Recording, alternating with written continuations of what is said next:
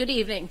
My name is Beth Margison, and on behalf of the Portsmouth Public Library and the Citizens for Voter Education, welcome to this evening's Candidates Forum. We would also like to, we'd like to honor a longtime member of our group, Elaine Syracusa, who died last October. Elaine was an invaluable member of the Citizens for Voter Education, and she is greatly missed. Tonight, we will hear from the candidates for City Council. There are 17 candidates running for 9 seats, although one of the candidates, Kathleen Soldati, could not be here tonight. The election will be held on Tuesday, November 7th. The polls will be open from 8 a.m. until 7 p.m. Polling locations are for Ward 1, New Franklin School, Ward 2, Portsmouth Middle School, Ward 3, Portsmouth Senior Activity Center, Ward 4, Dondero Elementary School, Ward 5, Little Harbor School.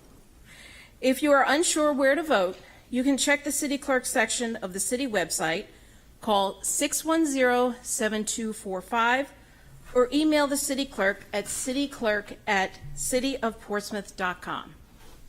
If you are not registered to vote, you may register to vote at the City Clerk's office during regular business hours, at a Portsmouth Public Library registration event on October 18th, or at the polls on Election Day.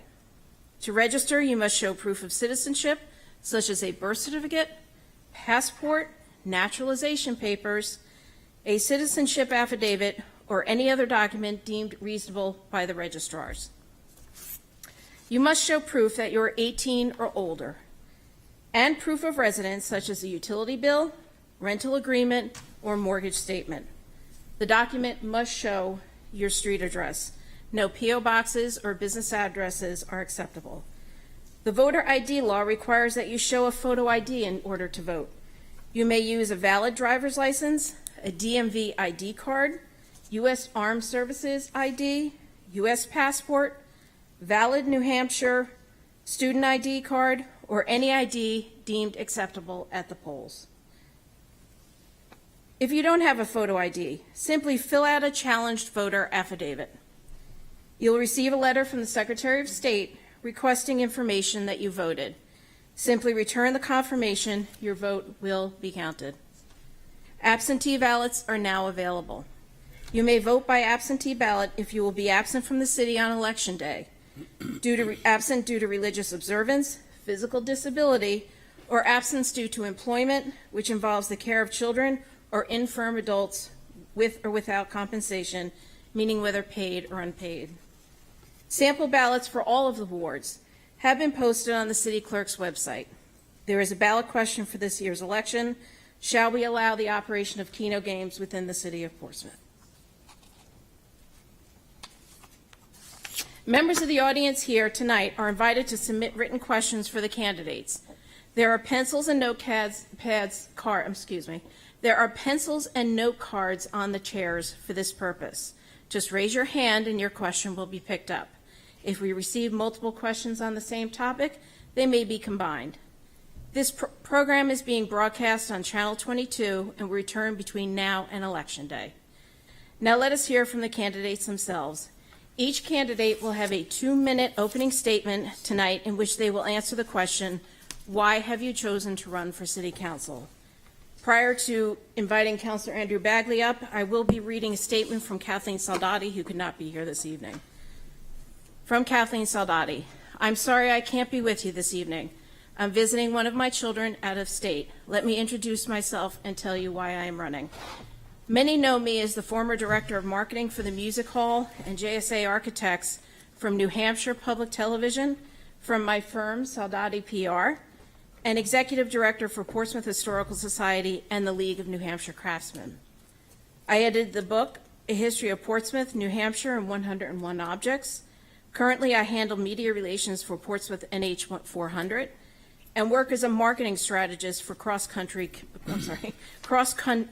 communications. What people may not know, I grew up in a household of 14 children whose parents were community activists who trained their children on creative problem solving and leadership, setting the expectation for action. From there, I became involved in every community in which I lived, student government, anti-war and women's movements, and electoral politics. Now I want to bring my problem-solving skills and my values of inclusiveness and civil discourse to the table to serve the people of Portsmouth. I call on all residents of Portsmouth to recommit ourselves to our historic Portsmouth legacy of civil discourse. We once helped to end the Russo-Japanese War in 1905 with citizen diplomacy. What leadership? With that as the inspiration, we can certainly address in a civil manner the challenges we face, from climate to housing. Civil discourse helps us welcome increased community participation. We are grateful to hear from some members of the community. We need to hear from others. Civil discourse helps us to learn what values we share. I am optimistic about working together, living those shared values together, and building the best Portsmouth for the next generation. Those siblings I mentioned, they are bright, articulate, and opinionated. When I started visiting Lincoln's hometown in the 1970s, I found an engaged community here with many diverse opinions. I felt right at home. And those problem-solving skills drilled into us, they ensured I would always ask if everyone was at the decision-making table. They provided me with new ways of seeing the big picture, pinpointing problems and best solutions, and identifying pulse points to be measured on the way to goals. I love solving problems. The more complicated, the better. The problems we face, other cities in the United States are facing. That means we can learn from each other, and we can lead. We have the tools, civil discourse, inclusiveness, comfort with disagreements, problem solving, optimism. We can build a shining example of a small American city, the vibrant, authentic, diverse, connected, and resilient city envisioned by our residents in the last master plan. I am optimistic about this moment in history, and I am energized by the idea of serving the residents of Portsmouth. I'm asking for your vote on November 7th, and again, that is from Kathleen Soldati. First, we will hear from Councilor Andrew Bagley. Thank you.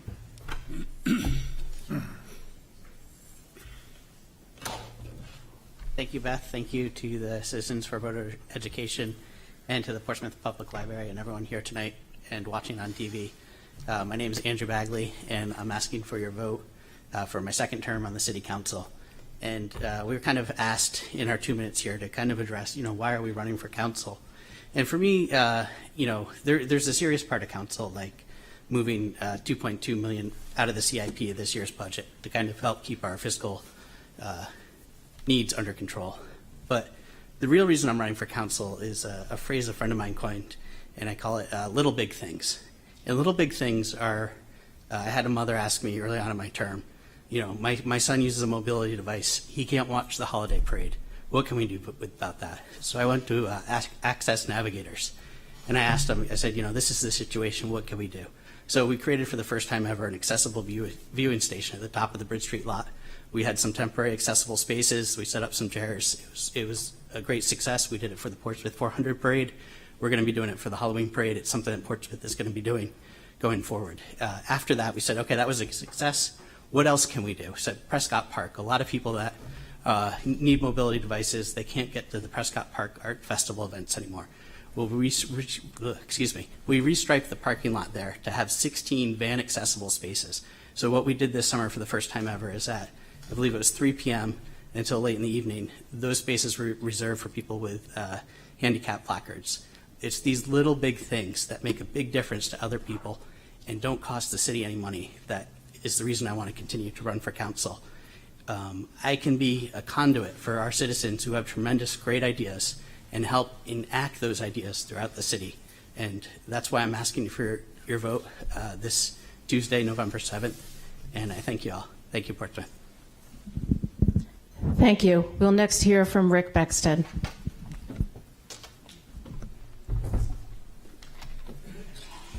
Good evening, Rick Becksted. I'm going to say it as I usually do with most of my meetings, 1395 Islington Street. I guess I looked at the question a little bit differently. Why am I running? Why would I not run? These last 2 years have been an essential amount of money that has been spent when it comes to our budget. Most people go and talk about affordability when it comes here, and the affordability is being affected drastically. And I chose two concerns that I am deeply concerned about that I have been involved with many, many a times over the last 2 years and actually over the last 10 years.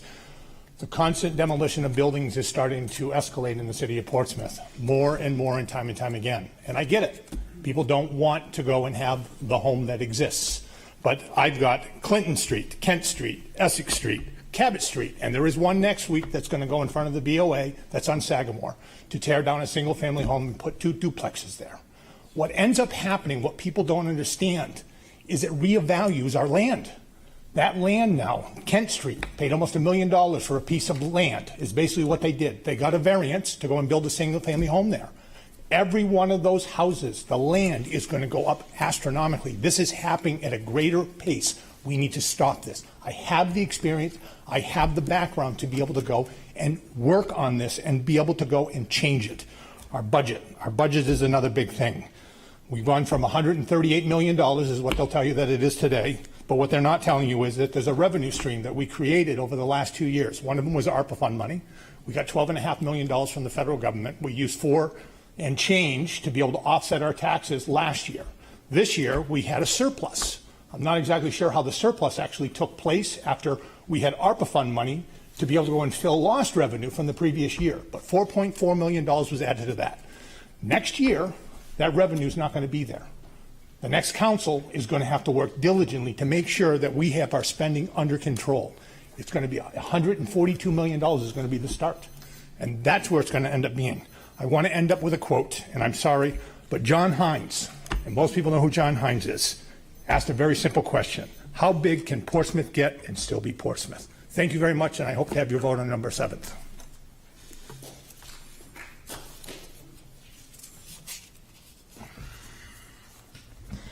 Next, we'll hear from Councilor Rich Blalock. Thank you. Thank you to the citizens for voter education for hosting this forum. Thank you all for attending this evening. Thank you for tuning in at home. Hello, Portsmouth. I'm Rich Blalock. I'm seeking re-election to the City Council. I'm a third-generation City Councilor. I also co-own the Old Ferry Landing restaurant with my family in town.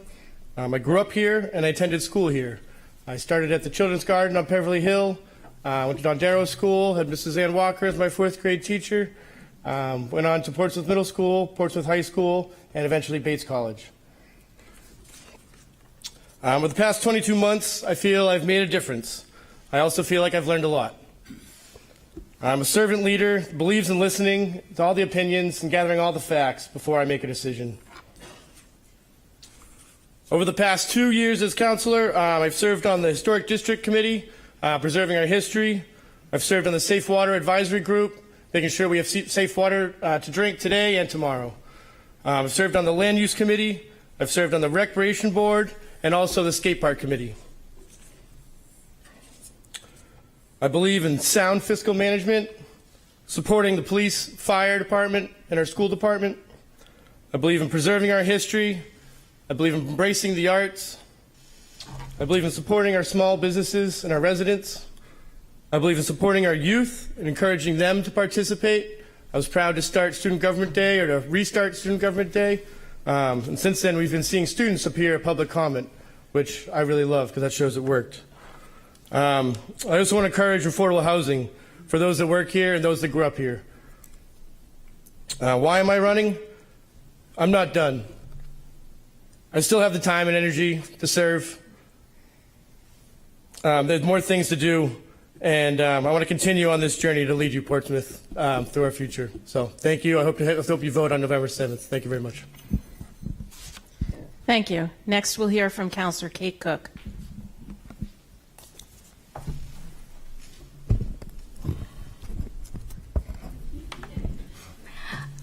Thank you to Citizens for Voter Education for hosting this event this evening. I have been honored for the last 2 years to serve on the Portsmouth City Council. In that time, I feel like the council has accomplished quite a bit. We are bringing to culmination a climate action planning process. We're finishing a cultural planning process. We've adopted a new community power plan for the city of Portsmouth. We've also worked very diligently on affordable housing efforts, and we are continuing to work on governance efforts. I serve as the chair of the governance committee, which I brought to the city council to bring ethics and transparency reforms to the council. We've done quite a bit in changing the ethics ordinance, increasing transparency in our administrative ordinances, but I feel like we have a lot more work to do. And that's why I am running again for city council. I'd like to finish the governance work. I'd also like to continue my work on the Sustainability Committee, on the Energy Advisory Committee, and also on a Green Buildings Task Force to bring important changes that we need in our capital improvements budget to address sea level rise. We need to address adaptation measures and mitigation measures. But also, we need to continue our work to support arts and nonprofits in the city. I've served on the Arts and Nonprofits Committee, the Cultural Planning Subcommittee, and I'm also the liaison to the Public Art Review Committee.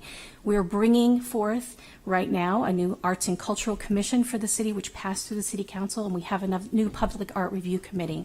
But we have a lot of work to do to continue to support arts and culture in the city that has been really negatively impacted by the pandemic.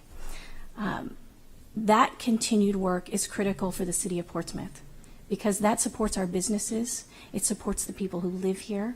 We have to continue that work and continue it in our master planning process that starts in January.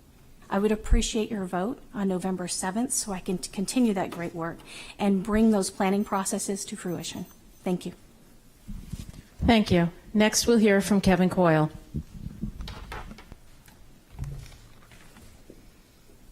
Hi, everyone. My name is Kevin Coyle, and I have to tell you that I'm delighted to see you all here. I have been in local government for 30-plus years, working as a prosecutor and other things, and I've never seen a meeting so well attended by all the people here. So thank you all for being here. I am a former Rockingham County Commissioner where I served for 8 years, and I managed about 600 employees and a $100 million budget. You know, the question came up was, why are you running? And it's a pretty easy answer. I love Portsmouth. It's a great place, and I'm sure every one of you agree that this is the best place in New Hampshire to live, or you wouldn't be here. And that's why we're here. I'm running because I like the great schools we have. I like the great police and fire protection that we have. I like the sidewalks that we have. I like to get up at 4 o'clock in the morning and go for a walk on the sidewalks and feel safe. I like those things, and that's why I'm running, because I think Portsmouth needs good quality leadership. And now I have a minute left, so I'll keep going. So what I would tell you is one of the things that I think that the council that is currently here is missing is they're not asking enough questions. And I'll give you an example of that. Most recently, we had the largest police and fire union contract that was passed. Not a single question was asked of what it was going to do to the tax rate. And I think that's important. You need to ask these things because, as Mr. Becksted said, our tax rate is going up dramatically. It's up 6% this year. Likely will be up a similar amount next year. As much as I love Portsmouth, I don't like paying, tens of thousands of dollars in tax bills. And with the reassessment that's coming up, it's going to get worse. So I'm running to make sure that I can help the community as best I can, and I see my time's up, so I'm going to end there. Thank you very much, and I appreciate your vote. Thank you. Next, we'll hear from Councilor Josh Denton. My name's Josh Denton. I'm the last name on the ballot, and I'm asking for your vote on November 7th to keep Portsmouth moving forward. I fell in love with Portsmouth as a UNH undergrad, thought about the city often while I was in the Army, and moved here upon returning from Iraq. I'm the only candidate up here whose #1 issue is climate change. In 2017, I chaired the committee which created our 2018 net zero energy policy and the framework to actually achieve it, both which will become cornerstones of our climate action plan, and Portsmouth will have to go bold because there's a lack of leadership on this issue in the state to actually make sure everything in our climate action plan gets achieved. I have lived our affordable housing crisis, first as a waiter after returning from Iraq while I earned my master's in public administration. Then I waited tables again after using the GI Bill to graduate from law school while I successfully studied for the bar exam. And for the past 10 years, I lived the affordable housing crisis, seeing as After I paid my student loans, over half of my remaining income went towards rent. What I would like to do is ensure that the city deed property to the Portsmouth Housing Authority to make sure that they could continue to solve our affordable housing crisis. And my ideal location would be right outside in the lower lot. The largest impact, which I personally have had on the council, has to have been my push for either creating or expanding veterans tax credits, which have helped over 695 Portsmouth households here. Whether you love or hate me over the past 10 years of me being involved in city politics, I highly doubt that there's any question on where I stand on issues or my willingness to go bold. So I'm asking you to vote for me, Josh Denton, the last name on the ballot, November 7th. Thank you. Thank you. Next, we will hear from Petra Huda. Good evening. My name is Petra Huda. I'd like to thank the host of this forum. I'm running for the City Council first and foremost to curb the unsustainable budget growth by leveraging my extensive and diverse background in accounting and finance and my educational background. I'm a retired principal financial analyst with over 4 decades of experience in accounting and finance. I have accumulated a wealth of knowledge across a diverse range of nine business sectors. This breadth of knowledge allows me to offer a fresh perspective across a diverse range of solutions. Obviously, my first priority would be to curb the unsustainable budget increases that we've had in the last 2 years. And I'd actually like to remind you that we will be having a twice postponed property reassessment and revaluation. It's mandatory this year, and the residents and taxpayers of Portsmouth are looking at an imminent hike to fund the budgets of the last 2 years. Next, my next priority is preserving Portsmouth historic character. I'm deeply committed to preserving the unique character and charm of Portsmouth, particularly our downtown historic district and the waterfront. This commitment extends to all projects and initiatives, and I'm looking forward to seeing how this will apply to the new master plan. My last initiative would be to seek viable solutions for affordable housing. I am dedicated to addressing the affordable housing crisis in Portsmouth. It is an essential to pursue realistic solutions to make housing accessible for all residents. Over the past 2 years, my commitment to representing the best interests of the residents and taxpayers has been prioritized over the financial gains of others. I have continued with my dedication to diligently conduct research, and I have attended over 100 meetings. I ask for your vote on November 7th, and your vote will signify an endorsement of a more financially sustainable future for Portsmouth. Thank you.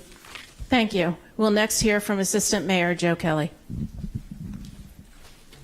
Hello, everyone, and thank you for being here, and thank you to our hosts. I'm going to start with the question we were asked to answer in this 2 minutes, which is why are you running for election or re-election? And I'm running for the same reason I did in 2019, which is because Portsmouth gave me a home. I've lived my whole life here in New Hampshire, mostly with my grandparents, but also in and out of the foster care system, and I moved to Portsmouth 13 years ago. Since then, I've established a business downtown. I employ local young residents. I have started nonprofits, and I've been very active in our community. I think that it goes without question that everyone who's up here, and Kathleen who's not here tonight, loves our community. For me, being a city councilor and being up here, it's not just leadership in every way, but it's leading as an activist, leading as a community member. It is important, and one of the reasons I am running and ran before is because I think that that dais up there needs to look like our community. It needs to have young people, it needs to have business owners, it needs to have homeowners, it needs to have renters, it needs to have people who live in the South End, or people like me who live all the way on Ocean Road. We need to make sure that when we're having these difficult conversations about affordability, about our taxes, about our schools, about the long-term planning of places like Prescott Park, that we're having a full table discussion. I won't ever claim to be an expert on wastewater management or planning in a huge fiscal budget, but what I will say is I believe that I have a special place and represent a demographic of our community that should be at that conversation. I look around and I talk constantly with a lot of the people up here, whether they are former counselors, current counselors, or people looking. And I think that what we have as residents is a really good chance and once-in-a-lifetime chance to have one of the most diverse councils that we've ever had. Because we have complex problems, as does every other municipality in our country. You know, we're not alone in the crises that we see. So just making sure that we have a council that really represents the Portsmouth that we see when we walk out the door. So please, I ask for your vote on November 7th. Thank you. Next, we'll hear from Esther Kennedy. Good evening, everyone, and I want to thank everyone for coming. My name is Esther Kennedy. Many of you know me as the Kayak Lady. I have lived in Portsmouth for 34 years. I'm a public school administrator that oversees multi-million-dollar budget. I am a graduate professor for Plymouth University and a small business owner of Esther's Marina and Portsmouth Harbor Market. I currently have a niece who's captain with the U.S. Army. She calls 41 Pickering Ave home with me herself. I'm running to keep Portsmouth a place that she and others can return to. Given this, we cannot have 2 more years of budgets at $18.2 million. We cannot keep adding employees at a rate of 36 positions in 2 years. We cannot cater to developers that disrespect our history and our master plan. We cannot stop learning from citizens and listening to them. We need to move forward with a new plan. As we all know, there was some dirty politics played in the last election, and 5 candidates known affectionately as the Becksted 5 were treated poorly. However, during our term on council, we brought back public comment at every meeting. We came with a fiscal responsibility budget, worked with residents on sound walls, community campus, and a skateboard park. Lastly, we brought a city through a pandemic. We gave and proved we can do the job. We also proved that we include all of you. I ask you to not only vote for Esther Kennedy, but please vote for all 5 of us on November 7th. Thank you very much. Thank you. Next, we'll hear from Councilor Vince Lombardi.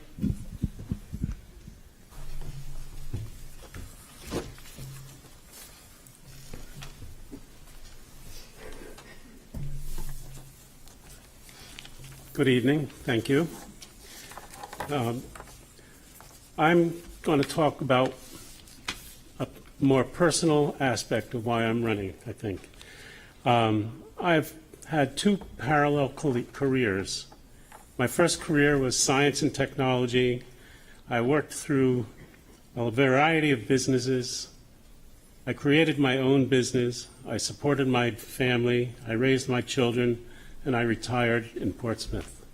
I've been here 38 years, and I've had an opportunity for a great career here.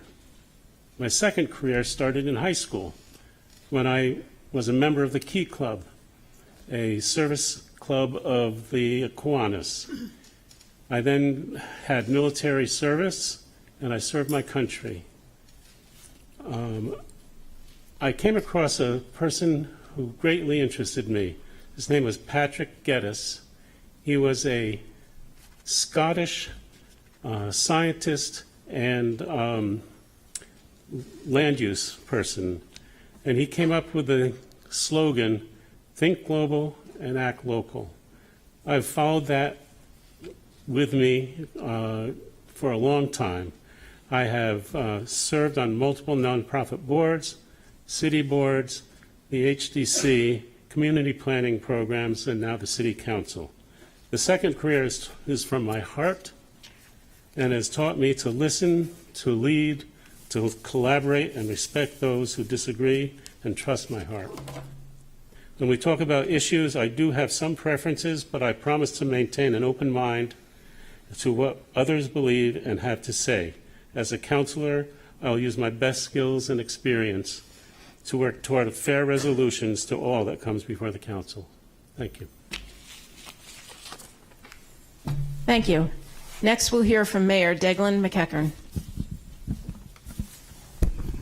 Thank you, Beth. Thank you for the citizens of voter education. Thank you to the Portsmouth Public Library. My name is Deaglan McEachern, and I'm running for 3 reasons. The first is my family. A lot of you knew my dad. He gave me the love of public service, but it is my wife who allows me to serve. Thank you, Lori, watching at home. I love you so much. I couldn't do any of this without you. My girls, you're a big reason why I do this. To get to see and love Portsmouth and to protect the things that I grew up in so that you can grow up with them as well is a big part of it, because I do love Portsmouth. That's the second reason. I love Portsmouth so much. I am biased. I think we have the greatest city in America, not just New Hampshire. We are so fortunate. And when you love something, though, sometimes there are harder conversations that you have to have. That is what I've learned in marriage. That is what I've learned on the city council. When you love something, it means to be honest. And some of the things that we go through as a city requires us to be honest with one another about the challenges that we face, whether it's affordability, both on a housing standpoint and a budget standpoint. But I know that that love is going to carry the day, because the last reason that I'm running is you all here. I love the citizens of Portsmouth. I love serving all of you as a councilor, as a mayor. You guys truly embody that the highest office in the land is that of citizen. You show up every day, whether it's on email, whether it's on phone calls, whether it's out here this evening, and you are the reason we are the city of the open door, because you keep that door open for all of us. You are what makes Portsmouth so special, and I just want to thank all of you for believing in Portsmouth and showing up for Portsmouth. I know that you're going to vote on November 7th. Thank you very much. Thank you. Next, we'll hear from Councilor Beth Moreau.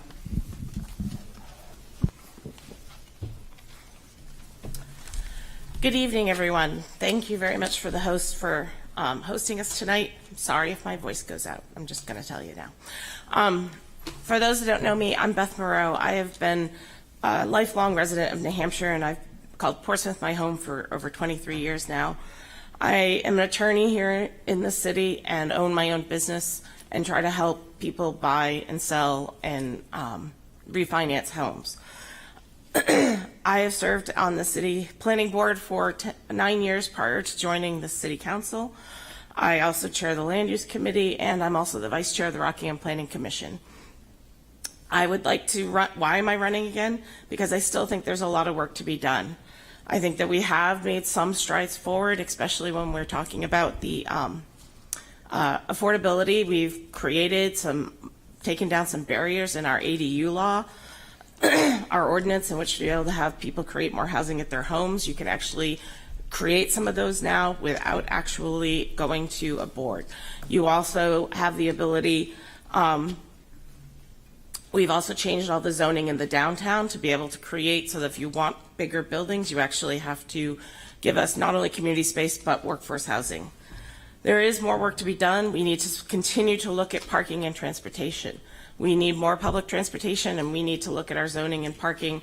It shouldn't be the same downtown as it is on the West End, as it is in the more rural parts of our city.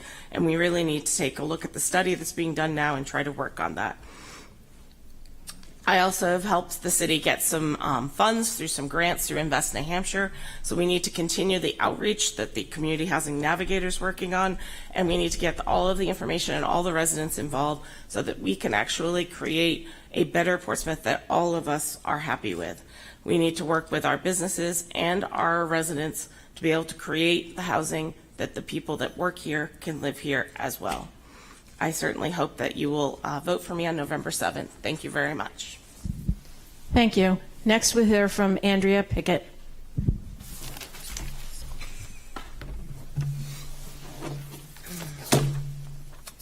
Thank you to the library and to the Citizens for Informed Voters, or Voter Education, excuse me. My name is Andrea Pickett, and I am running for a seat on the Portsmouth City Council.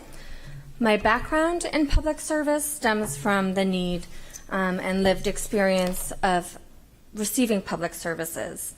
7 years ago, I moved to Portsmouth with my daughter, who's now 8. She attends New Franklin School. If you met her, you wouldn't be surprised to hear that I believe she'll probably run for City Council next year. The Housing Authority was the foundation for me to not only find my own stability, but also to become an advocate for the other people who are living in poverty, who have experience with needing resources and dealing with policies that don't meet those needs immediately because they're written in ways that don't understand the experiences of the people they're trying to serve. For me, it was this realization that led me to begin advocating for the residents by attending school, getting a job with the Portsmouth Housing Authority. I sat on the board of the Great Bay Community College, and I founded United Against Hate on the Seacoast. I really believe in the idea that representation matters, a seat at the table matters. And I am here today to try and bring a little piece of that to Portsmouth, and I thank you all for giving me the chance to be that voice and representation, for giving me the trust and believing that somebody who may not be the typical socio-economic demographic that you would see sitting on the council could do a good job of speaking to the needs of the people who live here. Thank you. Thank you. Next, we'll hear from Councilor John Tabor.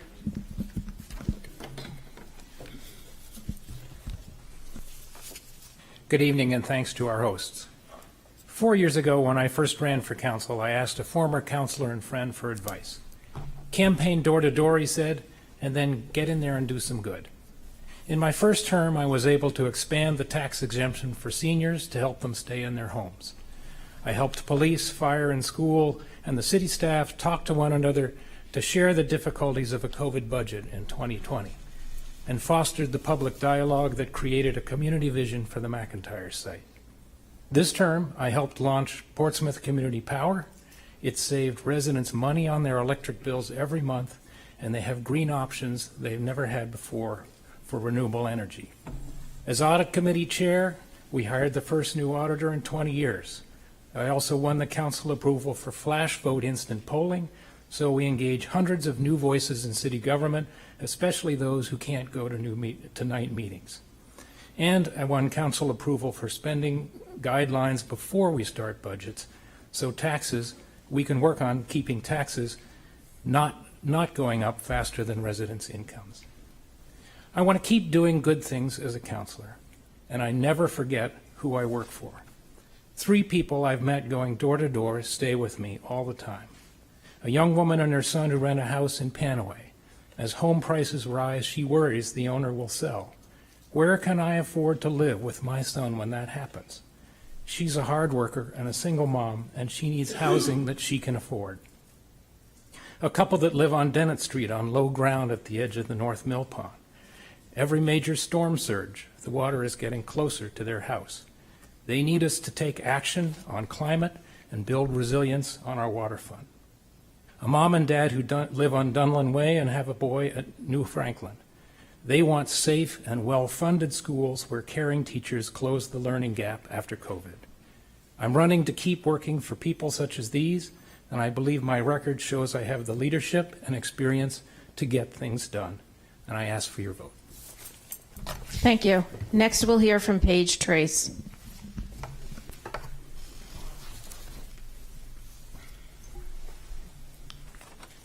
Good evening, ladies and gentlemen. To the Citizens for Voter Education, I thank you very much for hosting. I am Paige Trace, and this is why I've chosen to run again for City Council. 2 years ago, this council's civility, along with their transparency, was to transform the city of Portsmouth. I leave that answer up to you. In fact, The concept that their civility would cure all ills came with a cost. Consistent 9-0 votes with no explanation, except the vote. Portsmouth, you deserve better. I am no hero, nor do I pretend to be. I merely wish to contribute to you. I've served you before under a different mayor during a pandemic. That council working together brought Portsmouth through the pandemic with only a $4 million budget increase in 2 years. This council's budget has increased by $18.2 million in 2 years. We cannot sustain that. Portsmouth, our leadership must honestly and openly negotiate our budgets. We are the city of the open door, yet this council shut that door firmly on the why behind their votes. This council works for you, yet the minutes of their 66 non-public meetings are sealed and unavailable. I will stand again, hoping to serve you and your neighborhood. I will work with the merchants and restaurants equally and fairly. I will coalesce to build consensus, but I will do it in front of you, in the open sunlight of this great room. 66 non-public meetings and counting is best understood as wrong and confusing. With all due respect for a great man, maybe the mayor forgot to bring his famous doorstop. That is why I run again, and I ask you please for your vote and your consideration. Thank you. Thank you. Next, we'll hear from Peter Whelan. Good evening, Portsmouth. My name is Peter Whelan. I'm running to be your Portsmouth City Councilor next term. I moved to Portsmouth in 1991. I live on Gate Street in a historic home with my wife Karen. My son Peter was born there, and I raised my black lab Angus there, which you probably all know. I've lived here for over 32 years. I came here from the New York City area with a corporate background working for PepsiCo Frito-Lay, running the New York and New England markets with several hundred employees. I am retired from that. I currently operate a charter fishing business and serve on several marine fisheries management boards here in New England representing New Hampshire. So why am I running? I've seen lots of change in my 32 years living in Portsmouth. Some change has been extremely positive, which has made Portsmouth a very special place. I love it. Some changes in city decisions have not been so positive for the residents. These decisions over the years have become secondary to special interests in our city. The city and the city council must listen to the residents. The past 2 years, this council has become less open and transparent, holding over 66 non-public meetings, increasing the budget by $18.2 million, adding over 36 new employees, with no questioning of the city manager on the budget by a single councilor, and outsourcing several major projects to the city manager with little oversight, the McINTYRE being the major one. My prior Portsmouth City Council experience tells me that Portsmouth works best with lots of public input, dialogue, and openness. We need solid, diverse, experienced leadership on our city council to move the city forward. I will ask the hard, tough questions like I always have. No more 9-0 votes, which is the norm for this current council. Great outcomes happen with open and honest debate in the public eye. I'm asking for your vote on November 7th. I'm Peter Whelan, running for Portsmouth City Council. Thank you.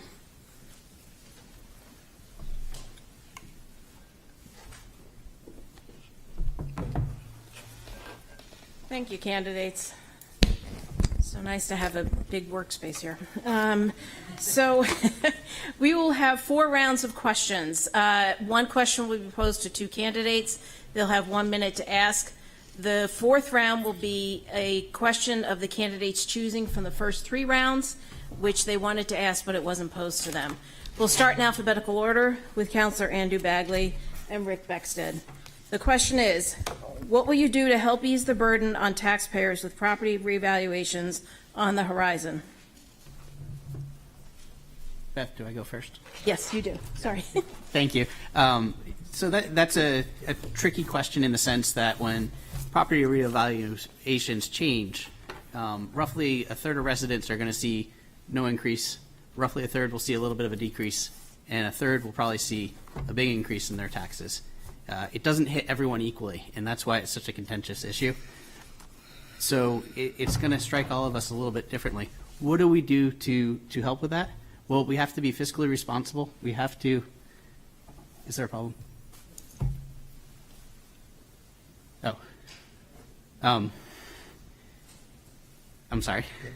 I lost my train of thought there. We have to be fiscally responsible with the budget, but we need to pay our police and fire like we've done. We need to pay our teachers like we've done. Our schools continue to win national awards, like Dondero just won with the Blue Ribbon Award. We have the best services on the Seacoast, the best library, the best recreation department. We get very high value for the dollar in Portsmouth. And while we might have lower taxes, I think the value is there, and we need to protect that value. Thank you. Next is for Rick Becksted. Just to remind us, the audience, or perhaps I didn't mention this, if you have a question, please raise your hand. One of the women in the back will come and pick it up. Thank you. Mr. Becksted? Yeah, so, I mean, it's a very complex question. As Councilor Bagley had gone and said, my question has been over the last 2 years is why did we go and delay it over 2 years? We're a due diligent city. We actually go and we raise our water and our sewer taxes so that there are no spikes. 4% for water, 6% for our sewer, because we didn't have a spike. Now, during COVID, we did anything and everything. I actually worked with the assessor's office about possibly creating some type of a legislation, put a pause on it for the time being to get us through the pandemic. But I think it was irresponsible of the city in itself to be able to go and not have those reevaluations. You look around us, people are asking what the spikes are going to be. As Councilor Bagley gone and said, towns around us right now are going up 30, 40, some even 50%. That's what's in the pipeline. Fiscal responsibility is where it's going to be at. We're going to need to make serious cuts and really look at the budget. 35 people were added, new employees to the city. As far as I'm concerned, between their benefits and their salaries, you're talking about $3.5 million that was added onto the budget. That's where we need to start. Thank you. Next questions are for Councilors Rich Blalock and Kate Cook. Portsmouth is well positioned to attract young families with young children who will be the future of our town, but too often they cannot afford to move here. Can more be done to provide affordable housing? Yes. I believe there's lots that can be done to encourage affordable housing. I think it's important to have diverse housing, housing for high income, low income, and everyone in between. That would keep us a community. That would keep the people that work here and grew up here a chance to stay here and not have to commute into Portsmouth. I know the rate of enrollment at the schools is dropping over the last 10 years. I see it on the ball fields. I'm a coach at the high school and I coach Little League. And I can see if that continues to happen, the issues we will have. We'll start having to make cuts to the school budget. We'll maybe have to close another elementary school. And I don't want to see us go down that path. So we need to help encourage using zoning laws and possibly working with other public housing authorities. But we need to encourage any affordable housing we can.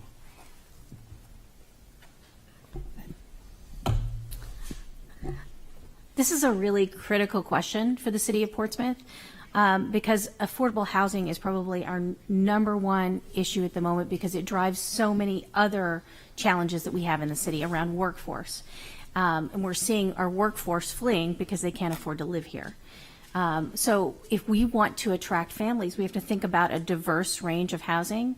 Right now, the city has very few measures it can actually take. One of the things, though, that we can do is we can take existing city property and give a long-term lease to the Portsmouth Housing Authority to build workforce housing. That is the first priority for the council, to have workforce and affordable housing for those who need it within the city. When we talk about workforce housing, we're talking about people who make up to $78,000 a year. We're not talking about really low incomes here in Portsmouth because we have such a high median income. But the challenges around that is our young families can't come here. So we have to find a way to do that. We also have to change zoning in areas where we can to increase density of housing so that more families can buy into the market. Thank you. The next question is for Kevin Coyle and Councilor Josh Denton. We'll keep on the theme of affordable housing. What specific zoning changes would you support for affordable housing? I come at this a little differently. Both my wife and I own some affordable housing in Portsmouth, and I don't necessarily agree that zoning changes is the best thing for us. Portsmouth provides the most low and moderate income housing in Rockingham County. We already provide low and moderate income housing. Maybe we don't have enough, but we certainly have more than all of our neighbors in Rockingham County. I don't think zoning changes to add more density to the community is good for the community. So I think that we do a good job already, and I'm not in favor of adding additional low and moderate income housing.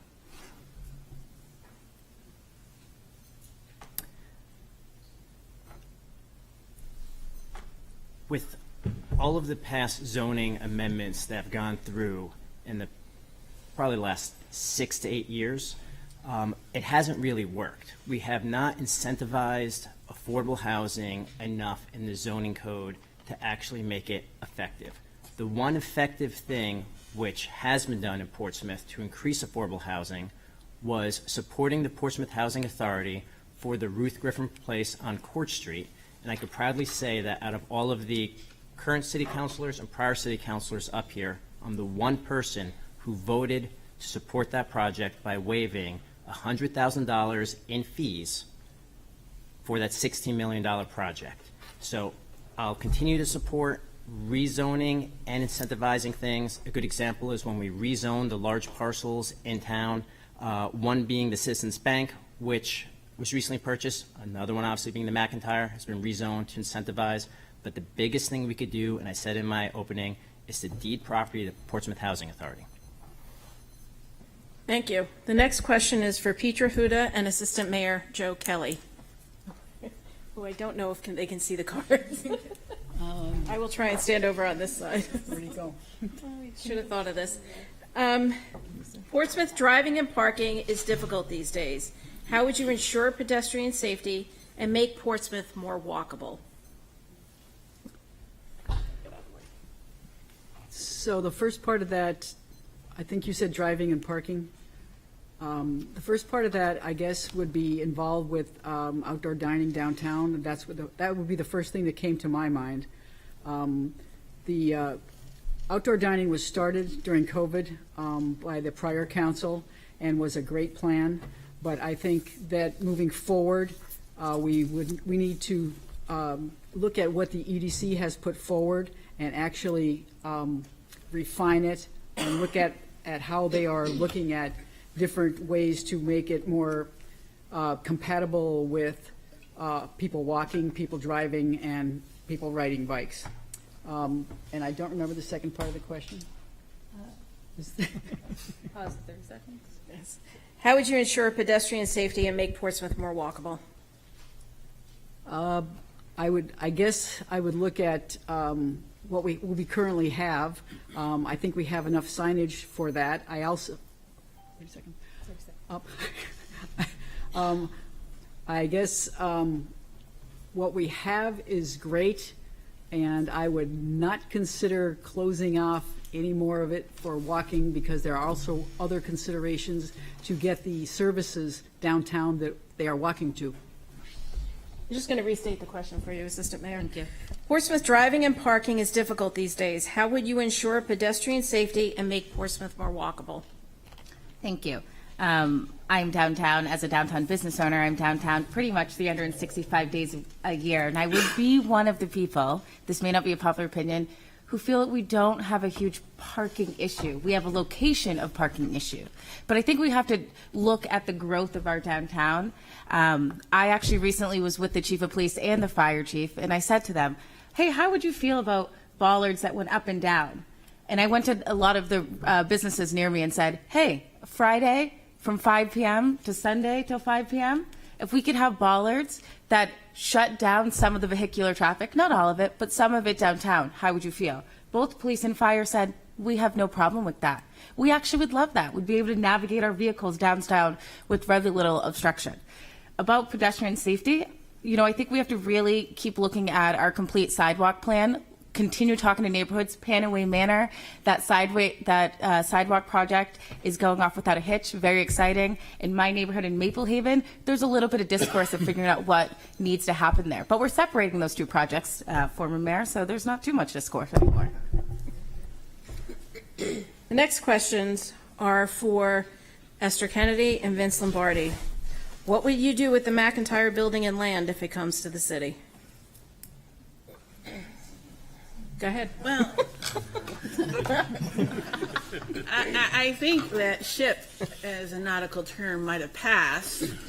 But if it does come to the city, I have always said that the first thing we need to do is look at a deed and make sure the deed is designed with a group of people, either through Portsmouth listings or another way that we can pull people together to really get an idea of what we want that to be. And then we create the deed. And I know some people out there have shared with me that they don't think we should own the property and it should be commercial. We still need to get control of the deed so we can put it in to the portion that we want commercial and the portion we want to be open space and the portion we want to be for all citizens, whether it is a sky cafe or I've heard it all. So I do hope it comes to the city. But I do not believe we're there. I believe it was sold for $9 million.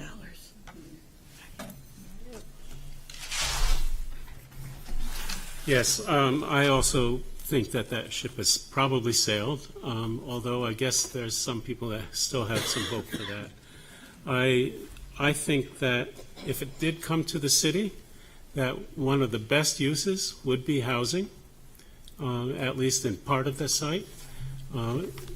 For workforce housing. I also think that if it came to the city, it would probably should be used for municipal use rather than the city becoming a developer or getting into an agreement with a developer. I've also been working on a committee that is studying the possibility of public-private archive for history, the Portsmouth history, and I think that would also be a good use. Thank you. The next question is for Mayor McEachern and for Councilor Moreau. With our current resident year-round population in Portsmouth holding steady or even declining a bit, can you tell me why the city of Portsmouth hired 36 new employees this year? So over the last 2 years, thank you, Beth, for the question. Part of it was adding back the... Wasn't me. Oh, well, still thank you for the question. Part of it is adding back the nearly 7 school administrators or teachers that we eliminated from the previous budget due to COVID. A big chunk of that is in the IT department, which we are going to need an IT department going forward. If we have any hope of bending cost curves in government, it is not spending consultant rates for IT. But at the end of the day, I feel like we've added back the majority of positions that we need. We added where we need inspection department to fill the need. Still, I know that we could be faster in that. But in the next 2 budgets, I can't imagine that we would add anything. And in fact, I've said that we would not add anything from general government, from police or fire to make sure that we are being fiscally conservative and responsible over the next 2 years. Thank you. Could you repeat the question? With our current resident year-round population in Portsmouth holding steady or even declining a bit, can you tell me why the city of Portsmouth hired 36 new employees this year?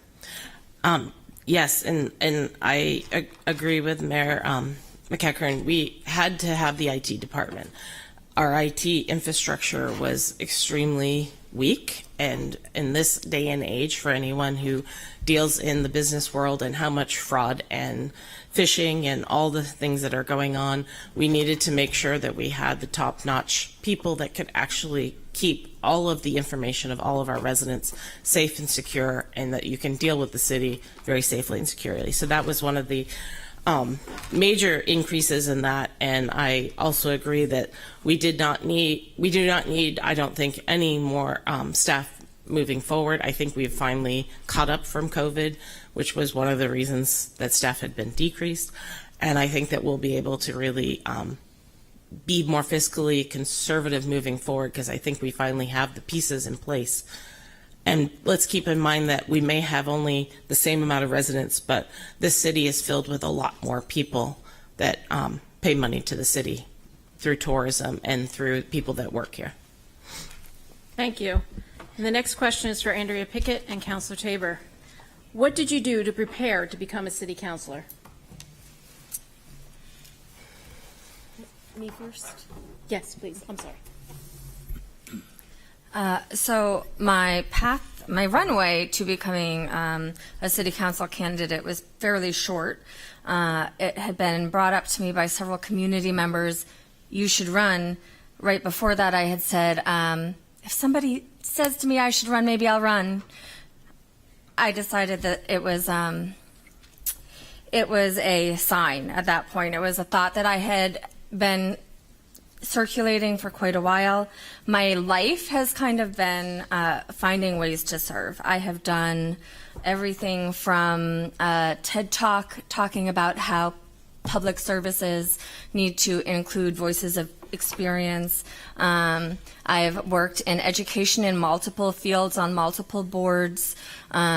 I have listened to city council meetings, attended virtually, submitted comment, and shared ideas that the councilors have been working on so that I can be involved in the issues. I just didn't know I was going to end up here until shortly before. Councilor Tabor? Yes. First, I come from a family of public servants. Actually 4 generations of Tabors. My grandfather ran for city council in his day in the 1930s. My father ran for elective office and served in the U.S. Department of Commerce. And my daughter was the sustainability officer for the state of New Mexico.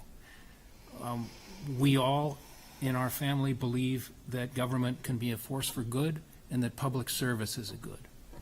Second, I went into the newspaper business and ran a company, expanded it, and learned the city that way.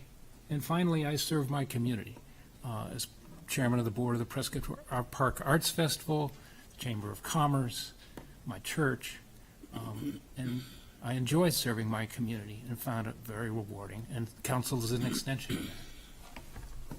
Thank you. The next question is for Paige Trace and Peter Whelan. What is your level of concern about climate change and how Portsmouth is preparing for it? Thank you, Beth.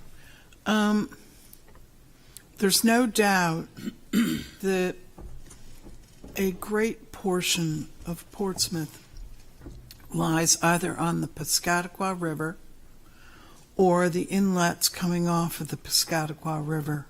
Much of Portsmouth is subject to the vagaries of high tides, king tides, large storms, whether it's in the summer or the winter. I believe that what we need to do is have larger and further conversations with FEMA, with the EPA, with NHDES, and we need to assure ourselves as a city that we're doing everything in a proactive manner to prepare for the worst and hope for the best. And I think that any of us who love Portsmouth need to realize that we are struggling with more and more flooding and that more and more residents are finding themselves susceptible to those tides and those storms. So that's what I would suggest we do, is have greater conversation and more proactive thoughts about what can be done. Thank you. No, my background, I'm on the water probably 250 days a year. I serve on several management councils, and I can tell you climate change is real. It's coming. The Gulf of Maine, which is right off our shore here, is the fastest warming waterway in the world. We're seeing, lobsters in total collapse south of Cape Cod. There's a lot of effects of climate change. The next big issue that, Portsmouth is going to face is how are we going to deal with it? How are we going to deal with zoning and everything else? The other thing that's happening from an electricity front in the Gulf of Maine, the Bureau of Land Management is in the process of leasing out about 500 square miles of open ocean beyond the shoals, where we're going to have offshore windmills that'll be running 24/7. So climate change is real. I'm very experienced, with the marine aspect of it, and Portsmouth just has to get ready for it. Thank you. Thank you. The next two questions will go to Rick Becksted and Andrew Bagley. The Councilor Bagley, we will start with Rick Becksted. Keeping with climate change and sea level rise, should the city consider increasing wetlands buffers from 100 to 200 feet or more and stop allowing building in the wetland buffers altogether? Absolutely. I mean, we chose many years ago to go and do the 100-foot. We should be increasing that. It's happening more and more. Actually, what most people probably don't know is there was actually an award from the state of New Hampshire Superior Court that would actually ruled on a project that everyone has been waiting on Bartlett Street, and that is on the North Mill Pond, and it is going through, and it is affecting and being built within the buffer. We also have a buffer that is also being affected over on Rains Avenue. That is also something that is standing in court right now. We should be expanding it more and more. The wetlands are there. I mean, they've been there a lot longer than we have. I don't know if we should necessarily be intruding on a lot of it. There's a lot of aspects and hazards that happen, and I think we should increase it. Same question to you, Councilor Bagley. Thank you. Yeah, I think it's a complex question. I think the 100-foot buffer makes a lot of sense. For instance, the 105 Bartlett project, if you read the Supreme Court decision that was handed down earlier today, they talked about how it was a dilapidated railroad yard. There was no stormwater mitigation. The pollution was flowing right into the pond. This development is going to provide two things. One, there's going to be a walkway, a green zone, which is encouraging the residents to walk along the water. When residents get to see the beauty of nature, they're going to want to protect it. So I think that's an advantage. Two, the other thing that's going to happen is the development is going to mitigate stormwater runoff into the pond, and it's going to mitigate the pollution that's already there. So it's actually improving the wetlands in this case. So I think it's a complex question. It's not a question of, no, we can't do it. It's, if we do it, we have to make sure the benefits outweigh the downsides. Thank you. Thank you. The next questions are for Councilors Kate Cook and Rich Blalock. We'll start with Councilor Cook. There has been discussion that a citywide single-use plastic ban may be possible despite previous notions that we do not have state enabling legislation to allow it. Would you support and potentially vote in favor of that effort and a ban of single-use plastic? Thank you so much for this question. I actually would support a ban on single-use plastics. And the reason that I feel that way is that I've seen it in practice. I was in Rwanda last year, and Rwanda has a ban on single-use plastics. As a result, not only do they not have trash littering streets, but they also eliminated a lot of the challenges they had around landfill issues and exporting trash to other countries. So that is a sustainable measure. It helps reduce our waste, which we're seeing more and more problems with growing waste levels and less recycling because we can no longer ship our recycling overseas. This should be part of our climate action plan that's coming. I hope that that's one of the recommendations that we are going to see, and I hope our residents go in and help support the recommendations of the climate action plan. When that's adopted in December, we should start seeing implementation of programs like this, like a ban on single-use plastics. Thank you. The next questions are for Councilor Josh. Oh, I'm sorry, Rick. Used to going this way. I did that for the school board, too. So I remember this issue coming up before my father when he was actually mayor of Portsmouth. I remember there was a Portsmouth High School student that sat in the front row wrapped in plastic bags for the entire 3-hour meeting. My father was actually against it at first because he was worried about the cost. It would push on small businesses, residents. It's any change is going to be some sort of cost. But he couldn't help ignore the student in the front row, and he saw himself, as an activist when he was younger in college and his younger days. So So I know the state doesn't allow us to do that, but I think I would support something moving in that direction. Anything to help our climate change, anything to help our environment as it affects us as we live on this waterfront. But yes. Thank you, and sorry, Rich. So the next Forgive me. questions, for real this time, are for Councilor Josh Denton and for Kevin Coyle. I'll move out of the way as soon as I read them so that people can see them. Now that city workers, police, and fire have been fairly compensated, how will you help taxpayers in the next budget?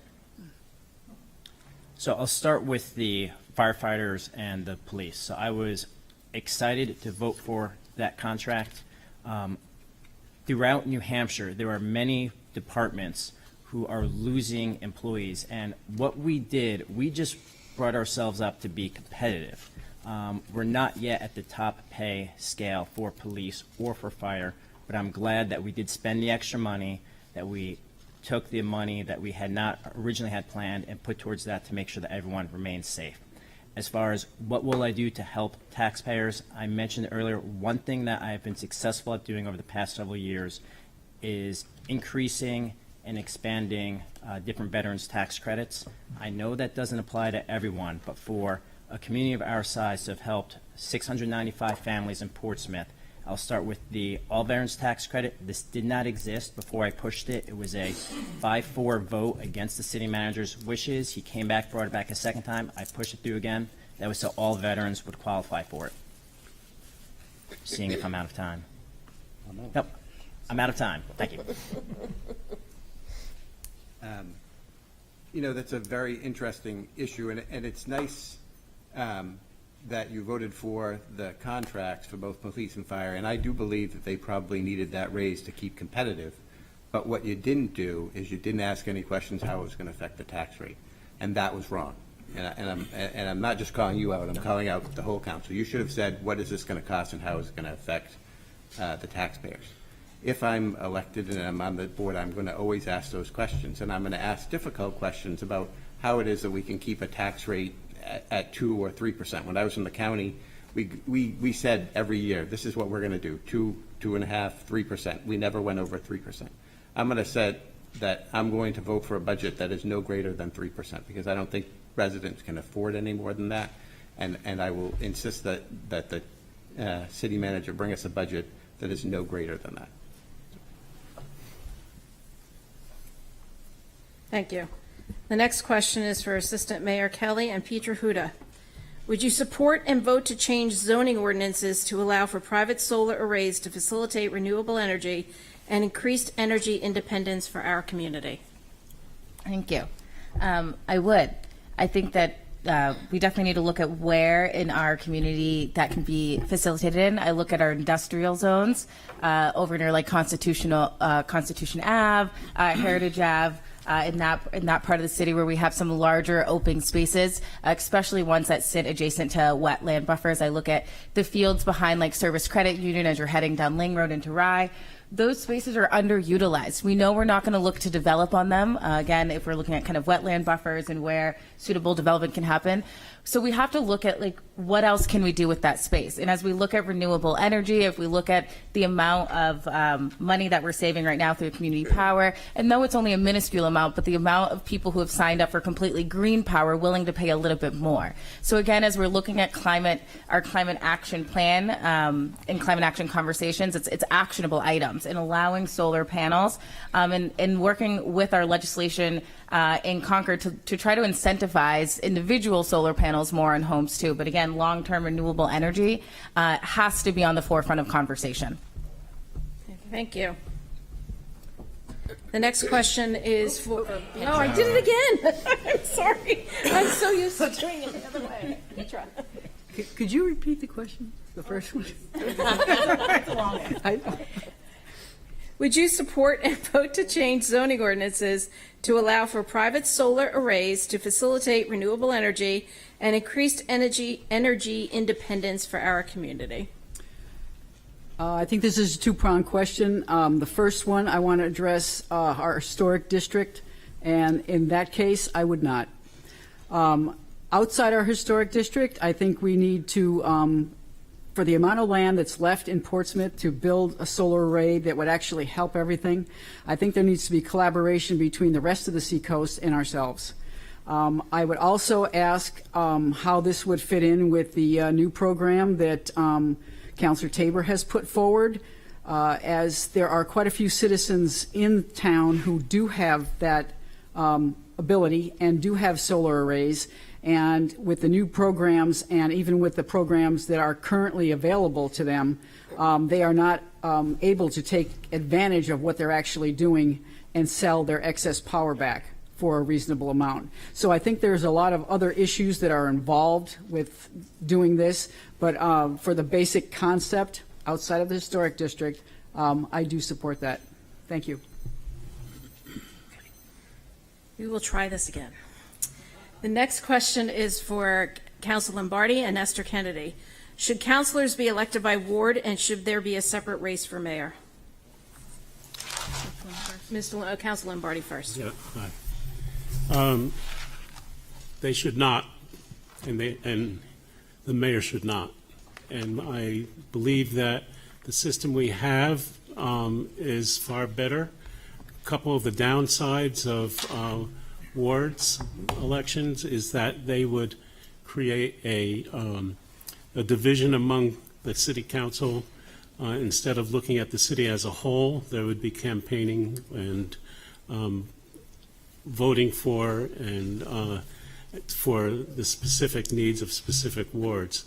In terms of the mayor, if we had a mayor election, I think that one of the things that could happen is that the people who are running for mayor are perhaps some of the most qualified people to be running the city, and we would lose them as city councilors, those that did not win the mayoral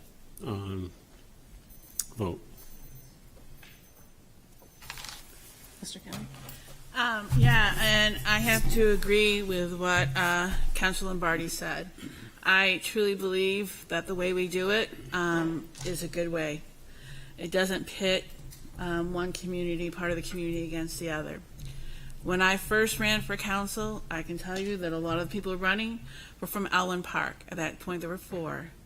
Now there's some from on the South End. It really kind of sees who wants to come forward and run. I also think that by not doing wards, we keep money out of our politics. And I like to think we are nonpartisan. We are friends and neighbors who are working together to take care of a community. I have seen, when you look around a community and you look at other places that do run by wards, that goes away. So I would agree that whoever started the process 200 years ago did a good job. And I would continue the same process. Thank you. Thank you. The next question is for Councilor Moreau and Mayor McEachern. It seems like a setup. There has been some positive changes to our zoning and planning to encourage ADUs. However, the reality is the planning, zoning, and permit process in Portsmouth is regarded as one of the most difficult to navigate in the region. The net result is an almost non-existent engagement of the ADU system. How would you change this to make it easier to build ADUs? Well, since I did just finish changing it this past year, we have actually already taken down some of the barriers. You're allowed to get administrative approval if you're going to do at least 750 square feet within the house and you're not changing anything outside, or if you have a detached structure and you want to do 600 square feet, you can do it all without having to go before a board. And there's currently, our community housing navigator is working on a ADU handbook so that it'll be a how-to plain verbal guide with pictures and everything to help residents understand. So I think that that will be very helpful moving forward.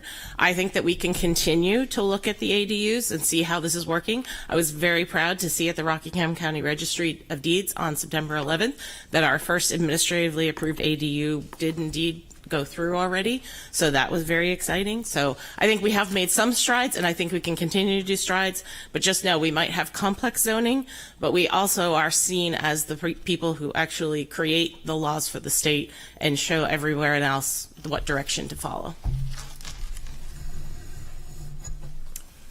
Thank you, Beth. I wish I could have had reversed the order on that. Councilor Moreau has done a lot of work on this through land use, and I think that that we've had administrative approval is a big deal. I know that the fear that people have is spending all the money on designs and then having it not be approved by a land use board. And so having some of the confidence that you can wait to spend some of the money on design, if as long as it goes through the aesthetic characteristics that were put in place there, the design guides, that's a big step forward. And it's an important step. I think affordability was asked earlier. You know, there's so many people that want to downsize their house and stay in Portsmouth. There's so many young families that a workforce apartment might not make sense. So if we can free up some of the single-family homes, if we can get more people that can stay in the community and keep their stories in the community by moving into an ADU, that is a win-win, and I am really excited what the next couple of years are going to have when it comes to ADUs. We're going to have to continue to improve it. Thank you. The next question is for Councilor Tabor and Andrea Pickett. Councilor Tabor, you go first. Conventional wisdom is that the zoning ordinance is to blame for the lack of affordable housing. Yet many properties are bought by both in-staters and out-of-staters as tax shelters, taking advantage of New Hampshire's low-tax environment. The downtown luxury condominium market caters to such individuals, and many properties sit unused. What can the City Council do to counter this situation, if anything? Well, that's correct. You know, we're producing about 260 new housing units a year, and almost none of those that are being driven by the market are affordable to people making below the median income. So the market's not working for us. What can the council do? First off, we can look at solutions using city property. Ruth Griffin Place has been very successful and is a model for us. Second, we do need to look at our zoning overall. 70 or 80% of our city is zoned single family, and we'll continue to see gentrification. We need to look at lower lot sizes, lower setbacks, reduce setbacks, but all of that can only happen with common understanding that we have a real problem that we need to solve. The same question to you. Would you repeat the question, please? Please, no. I'm just kidding. Conventional wisdom is that the zoning ordinance is to blame for the lack of affordable housing. Yet many properties are bought by both in and out-of-staters as tax shelters, taking advantage of New Hampshire's low-tax environment. The downtown luxury condominium market caters to such individuals, and many properties sit unused. What can the City Council do, if anything, to counter this situation?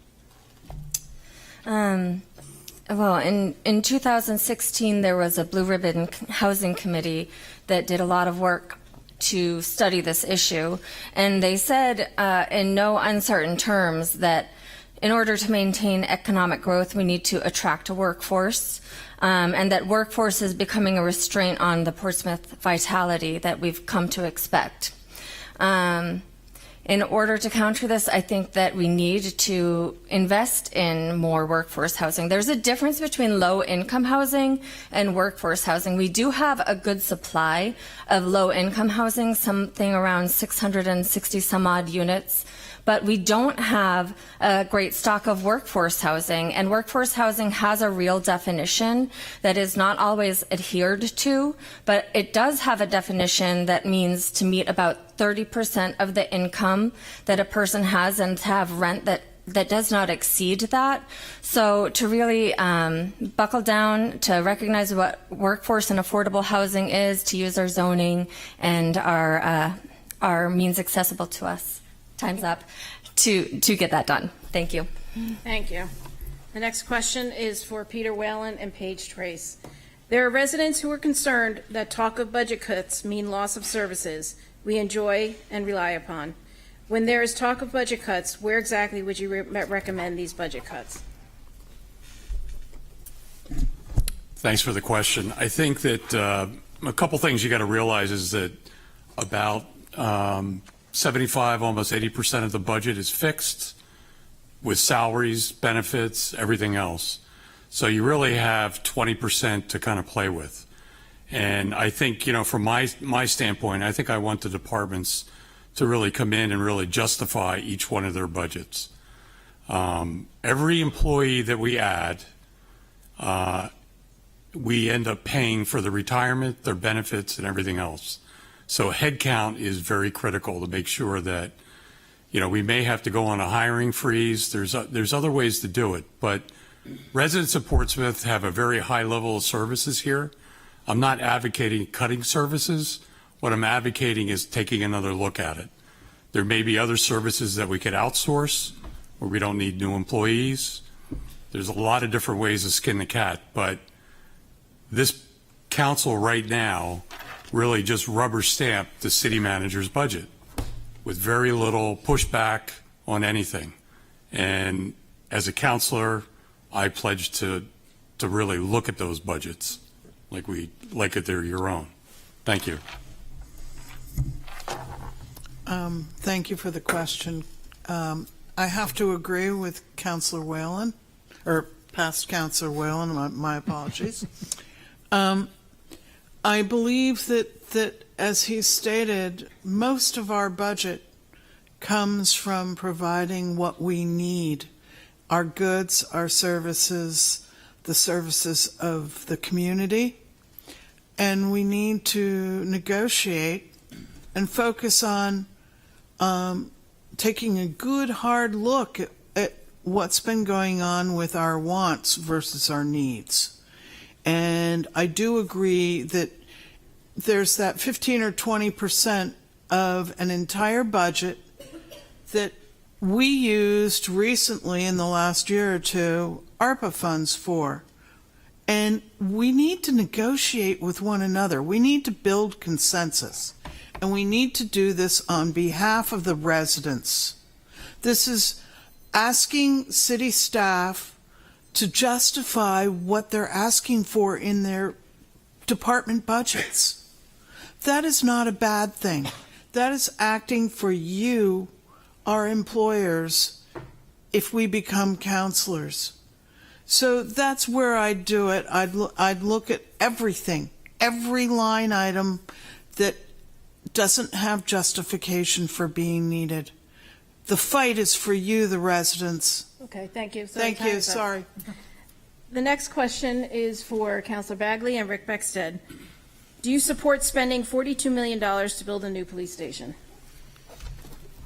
Am I first this time? Yes, you are. No, I do not.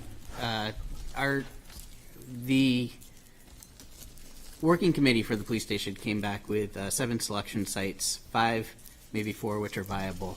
But the community can't support $40 million, $42 million, $44 million price tag. We would be struggling to pay the bills just about everywhere else when it comes to capital expenditures.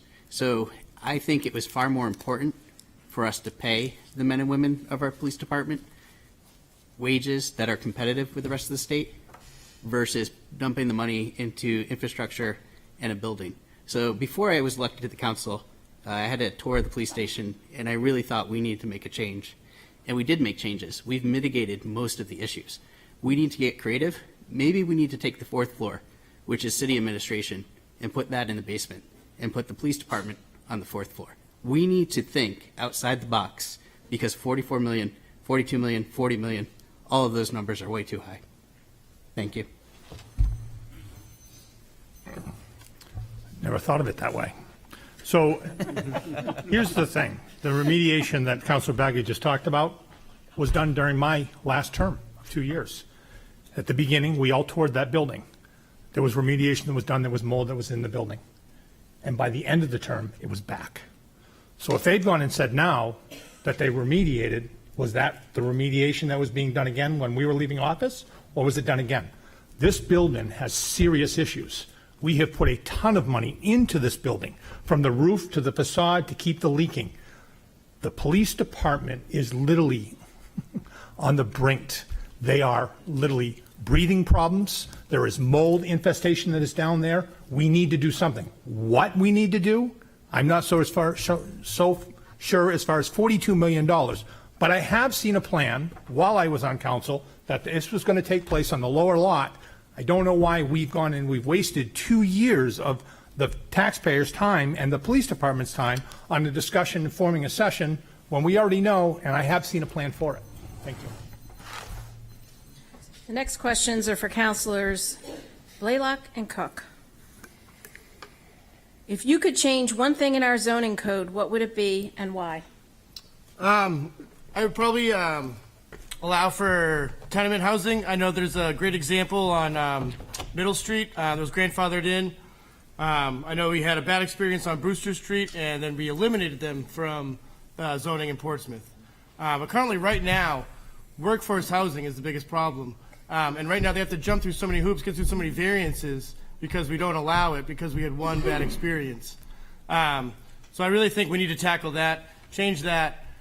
You've seen so many, Colby's restaurant. Recently, I just went to Country View this morning, tried to get breakfast. They were closed till Friday because they don't have staff. I experienced it in my own life at the Old Ferry Landing. We've had to close Tuesdays and Wednesdays because we don't have the staff. I would hate to see that happen to more places. But if we want to build workforce housing in Portsmouth, we need to zone to allow it, not to make some developer that's willing to jump through 10 hoops and spend 10 months of his time trying to get it. I don't think that encourages workforce housing. I agree with Councilor Blalock on this issue. It's about being creative with our zoning code. Right now, our zoning is fairly restrictive, and so we have to be thinking about housing first, a housing first policy when we're thinking about zoning. We have been focused in the past very much on having diversity in our zoning. In the downtown district, having enough commercial zones, having enough housing, and having kind of a good mix of those things. Unfortunately, we've learned post-pandemic that commercial's just not coming back at the level that we anticipated. We're not seeing workforce returning to office buildings downtown. And so as a result, we've got a lot of empty office buildings and we don't have housing. We have to be creative on how we convert office to housing. And the only way to do that is to think about different ways of having housing in different types of housing that we could have in former office buildings. So that would help immediately provide an opportunity for more housing instead of having to have land purchased and go through the whole process again to build more. Thank you. The next question is for Kevin Coyle and Josh Denton.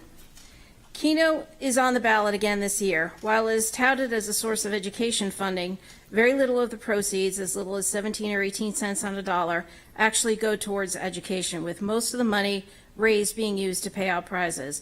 It also preys on those with gaming addictions. Do you support bringing Keno to Portsmouth? Well, the way the question's phrased, I definitely can tell how they feel about it. You know, I don't play Keno. I've never played Keno, but I know that there are a lot of businesses that want Keno in them to bring in more customers. So I guess at most I say that I'm agnostic to it, but I probably would support bringing Keno into Portsmouth. Councilor Denton? Sorry. I'm not going to vote for Keno because they say it's going to help public schools. I'm going to vote for Keno because it's going to help local businesses for probably 3 elections now. The same group of people have been out, whether it's George Remick.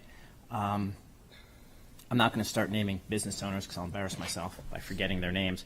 But they've been trying incredibly hard. Every year it gets closer.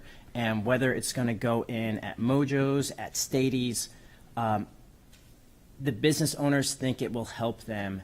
And in this day and age, I'll do almost anything I can as a voter to help those businesses to keep local people employed. Thank you.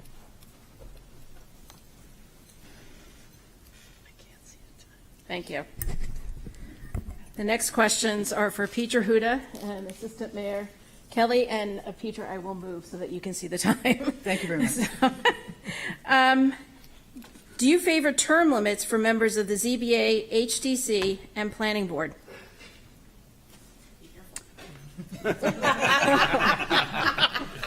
Was that influencing?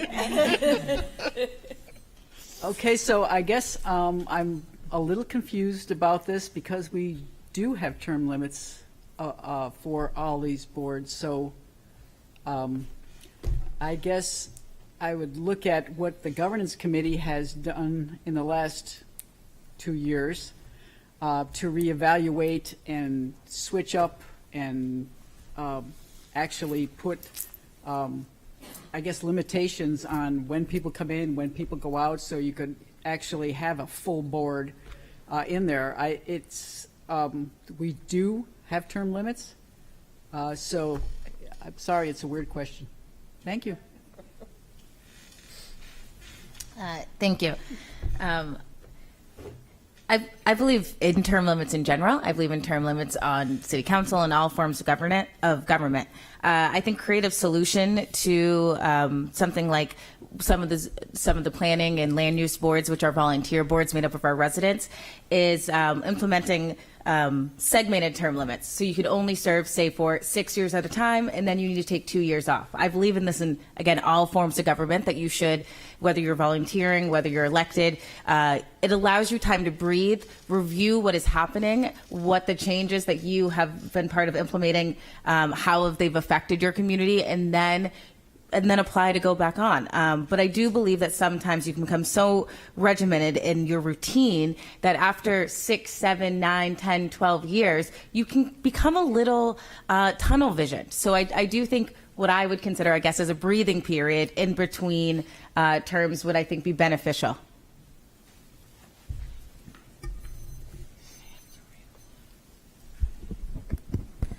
The next question is for Esther Kennedy and for Councilor Lombardi.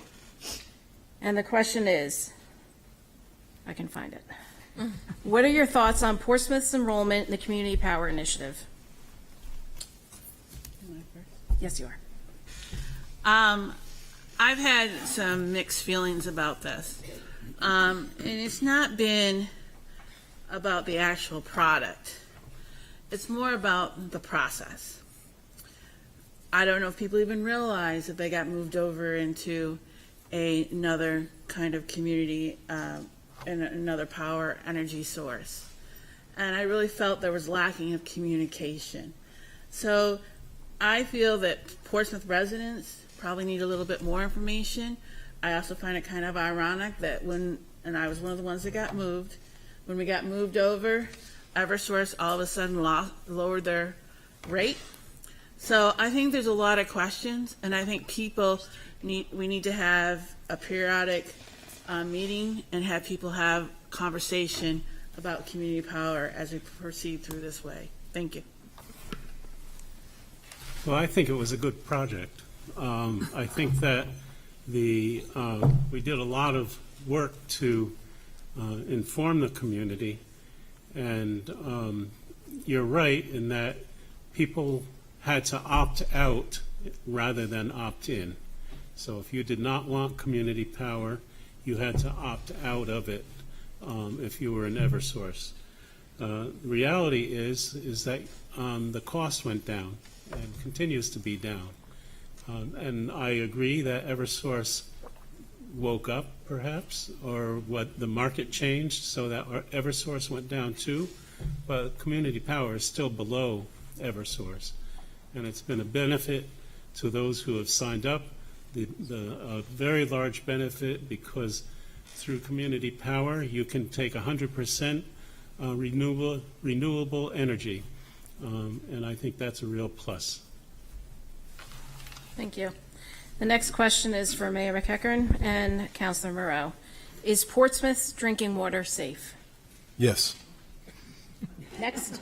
I think that we are always working. I was proud to serve on the Safe Water Advisory Group in my first term.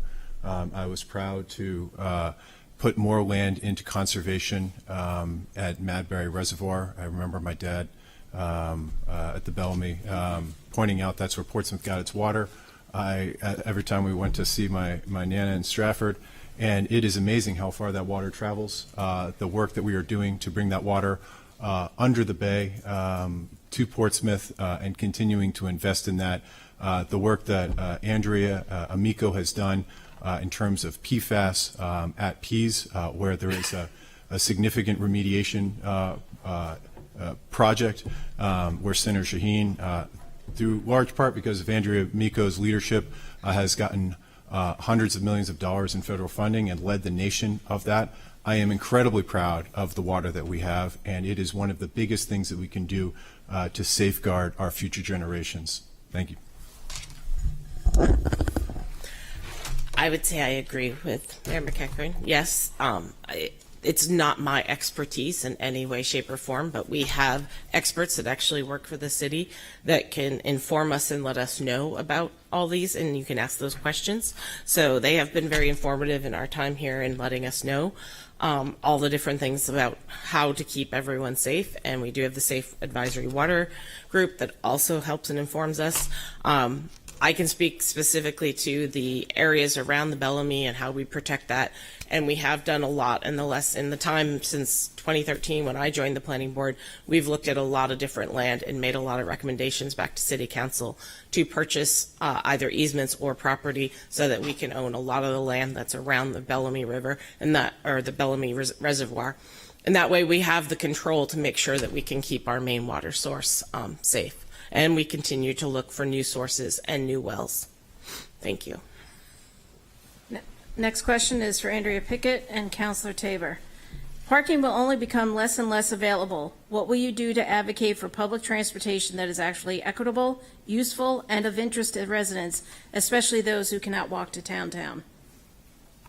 I think I am probably uniquely in a position to witness what a lack of public transportation does to the residents. I believe that transportation will allow people to build themselves up out of poverty. It's one of the main barriers that I see again and again. You know, transportation does not have to be fancy. It could be a bicycle. I recently ran a bike drive that got 50 bikes into the hands of young people. I'm working on continuing that effort. Bikes are thrown away at the transfer station. Beyond that, I think that we could work on investing in stronger relationships with the current public transportations, and I know that Rad Nicholas and the Coast team, they do a great job with what they do. There's challenges with drivers. I don't know how to partner exactly, and I haven't been a part of those conversations up until now, but I do believe that those conversations would be a great place to start. Councilor Tabor? Yes, we have two of the world's best experts on transportation at Portsmouth, Bill Lyons and Rick Chelman.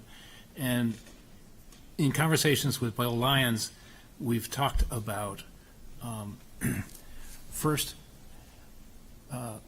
what are cities doing, small cities like ours that work, and what are the use cases that we could develop for either a shuttle loop or more frequent type of coast transportation. For example, do we want to be a city where a tourist arrives and doesn't need a car? And would the hotels help pay for that? What about getting workers from satellite lots into the city? If we can build up enough use cases and perhaps then translate those into funding mechanisms, gradually over time we could come up with a strategy. And the last question, and we are getting a little tight on time, so we still have one more round to go. This is a simple question. Would you be willing to live next to an apartment building? I wanted to end simply. Okay. That goes to Paige Trace and Peter Whelan. Absolutely, I would have no issue living next to an apartment building. I think we have such an issue with affordable housing. I do believe that our zoning as it stands now takes care of, protects, looks after our historic district, which is vitally important. Whether or not I personally would have a problem with living next to an apartment building has no bearing on why we have zoning in Portsmouth to protect the historic district. And I think at all costs, we need to be aware of the fact that we need to protect the historic district in downtown Portsmouth because it is our economic driver and it is what brings tourists to this city.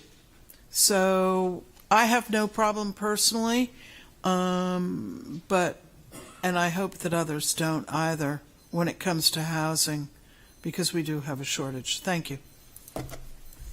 Mr. Whelan? Yeah, I have no problems personally living next to an apartment building. I live in the South End. All our houses, I mean, I could reach out and touch my neighbor's house, probably on both sides. One wall is pretty close. So, you know, I think we have to be careful, you know, just piggybacking on what Paige said, we've got to be careful about protecting what makes Portsmouth unique. And that's our historic district and our historic character. And that's why people come to Portsmouth.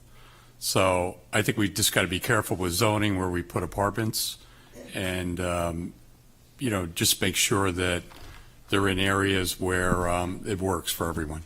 Thank you. Okay, thank you. We're in our fourth and final round. Again, as I said, we're running a little tight on time. So we will ask the candidates, starting with Councilor Bagley and ending with Mr. Whelan, to actually answer a question from one of the first three rounds that they didn't get, but that they would like to answer. And if you could do that in 45 seconds or less, that would be great. Thank you. It's my favorite. This is a speed round. It's my favorite topic, so I could talk for 3 hours, but I won't. The second question about parking and pedestrian safety that you gave to Councilors Cook and Blalock, could you read that back? Oh, now I have to find it. Just do this. Do the synopsis. 23. Which one?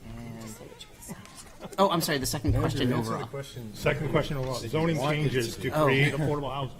Yes. Oh, sorry. I must have had it wrong. Sorry. That was the second one. Why don't you just answer with the question about how do we make pedestrian safety and what do we do about parking issues? The problem I've learned as the chair of the Parking Traffic Safety Committee is that we all want to drive where we're going quickly, not pay attention, and park for free directly in front of where we want to be.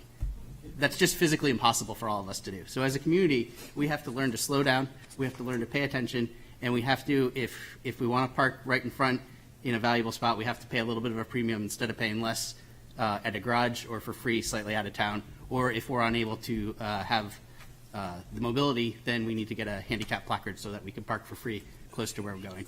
And that's a challenging, controversial issue to deal with in politics, because we all take driving and parking seriously, but I'm committed. Next time, Councilor Bagley. Sorry. Rick Becksted. 23 questions. I wrote them all down. So I'm actually going to do questions. I'm going to try to do 5, which is the 36 employees, and based on the responses, did we need to go and add 36 new employees? Now, the question has always come up from time to time again, and you get different answers. 7 teachers were released, not by the city council, but by the superintendent. They were cut back simply because they didn't fill the positions again. They moved children into one classroom or another because they felt it was necessary to do, and we did not need to fill them. There were only 2 police and 2 fire that were added that were onto there. And resignation, not let go. Resignation. You had 2 from the planning department over the 2-year terms that I was there. You had 1 that just recently had gone and resigned as well. During the pandemic, we lost no one. We lost no one. Part-timers, based on the city manager's recommendation to go and make cutbacks. Every employee of the city kept their jobs and received their COLA increases over those 2 years. Thank you very much, and have a good night, everyone. Councilor Blalock. Thank you. I'd like to answer the question, what have you done to become a city councilor? First, I've lived in 3 wards in Portsmouth. I've lived here all my life. Second, I've listened to my father. I've listened to my grandfather. My father served 3 terms, 2 as mayor, 1 as assistant mayor. My grandfather also served in 1970 as city councilor. He was editor of the Portsmouth Herald before that. I studied very hard at Portsmouth High School. I graduated top of my class, went on to study at Bates College, studied economics and math. I came back to Portsmouth. I served Portsmouth down at the Old Fair Landing for over 20 years.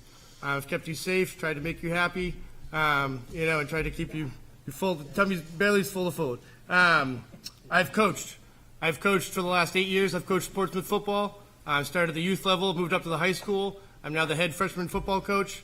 I also missed a game tonight, so I could be here. So for the people of Portsmouth, I hope we won. But then I've listened to the people of Portsmouth. I didn't come up here with ideas and knowing what I was going to do.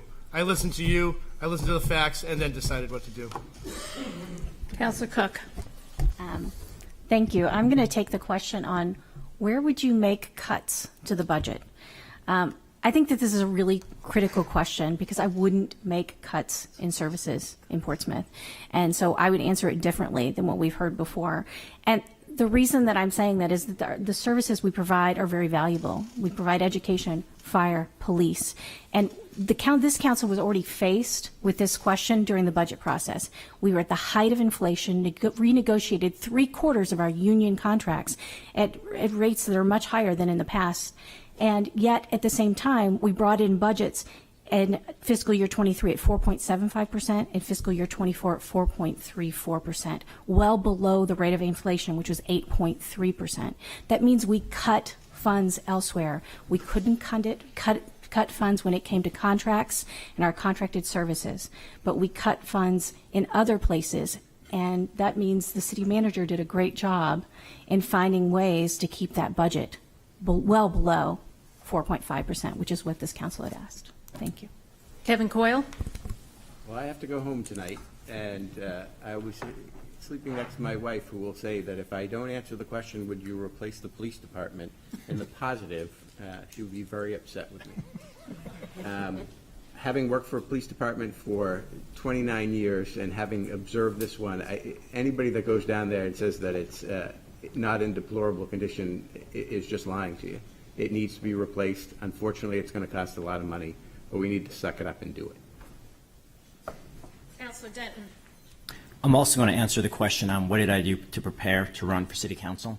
I've always believed in public service, whether it be as an Eagle Scout, as an Army officer, or someone who got back from a war looking what I'm going to do with the rest of my life. Specifically, what I do to prepare to run the first time in 2013, I knocked on every voter's door in Portsmouth. I got my butt kicked, but I learned what voters cared about. I did it again in 2015, got on by 12 votes, re-elected. After getting voted out in 2019, I continued to try to serve Portsmouth, whether it be as president of the pop-up or now as commander of the VFW. I knocked on doors again. That's what landed me back on the council in 2021. And I'm asking you to vote for me, again, Josh Denton. I'm the last name on the ballot on November 7th. Petra Huda. Yes, I will take on the budget questions. So the first thing I would like to address is one of the questions where it said, what will you do to keep the budget down and property taxes down? There's something called zero-based budgeting, and I tried to implement that in my first term, and we supposedly got started late, and it didn't happen, but the budget came down significantly, in fact, the most significant decrease in 10 years. The second year of that, we were told we were going to implement zero-based budgeting in spirit. We went up 4%. Basically, when you implement zero-based budgeting, you start from zero. What we're doing now, and the advice that was given this year, started what we had last year at the end and went up 4%. That's not what zero-based budgeting is, and that's not what I would suggest to do to keep both the budget down and the property taxes. Assistant Mayor Kelley. Thank you. I'm going to take one that should seem really easy, but I actually think could be controversial if people are being honest, which is, would you live next to an apartment building? And I'm going to turn that and said, would you live next to an affordable, low-income, or workforce apartment complex? And I'm going to ask everyone in here and everyone in our community, because we have posed that question to our community within the last 22 months, which is when we looked at the potential rehab of Sherborne School. And in droves, so many of our community members said, we want affordable housing, but not in our backyards. So I would challenge every person up here, all 16 of us, and then the person who's not here, to really consider that question. When we look at constantly affordable housing is at the forefront of every single community discussion. And so we need to sit in that discomfort, and we need to be really honest with ourselves and honest with our communities. Esther Kennedy. I'm going to take a more global and look at all the questions as affordable housing, zoning, safe drinking water, and buffer zones, reevaluation, and I'm going to say master plan. It is time, folks, to come together, whether it's through a concept like Portsmouth Listens, and really look at our concerns and our issues as a group and talk it through. Our master plan is outdated. We're not even following it. If we were, we wouldn't be building in buffer zones. So I'm just asking all citizens to start thinking about what is important to them, what makes Portsmouth the place they want to live. And this council needs to open up that master plan and have some heavy discussions. It's time. Thank you. Councilor Lombardi. Yeah, well, there's two things I'd like to talk about very quickly. The Safe Water Committee. It's just an incredible committee. I think that it is.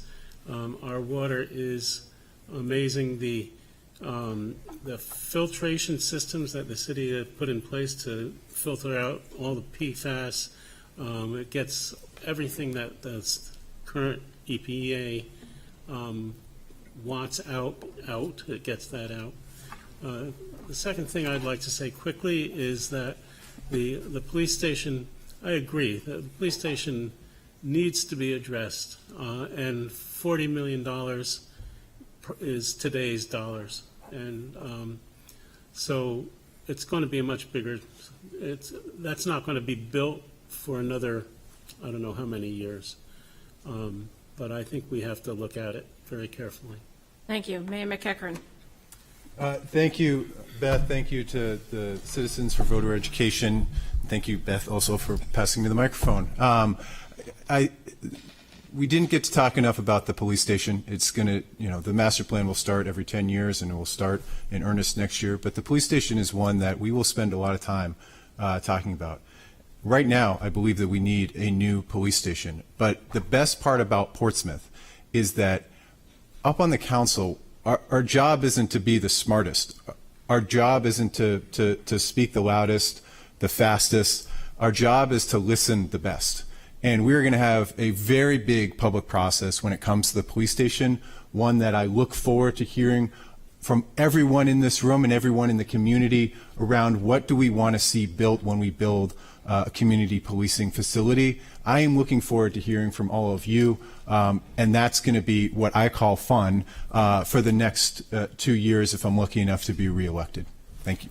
Councilor Moreau.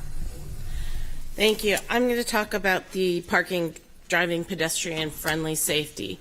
I actually made the suggestion back in August of 2022 that we actually change State Street to being two-way. It is one of our streets where everyone tends to race down it side by side because it is two-lane. If we make it two-way and move the southbound Route 1 traffic that way, we can actually truly rethink our core of our downtown, especially Market Square. We could widen the sidewalks. We can change all our parking to be short-term, 15, 30-minute, 1 hour handicap to make it more accessible and safer for everyone.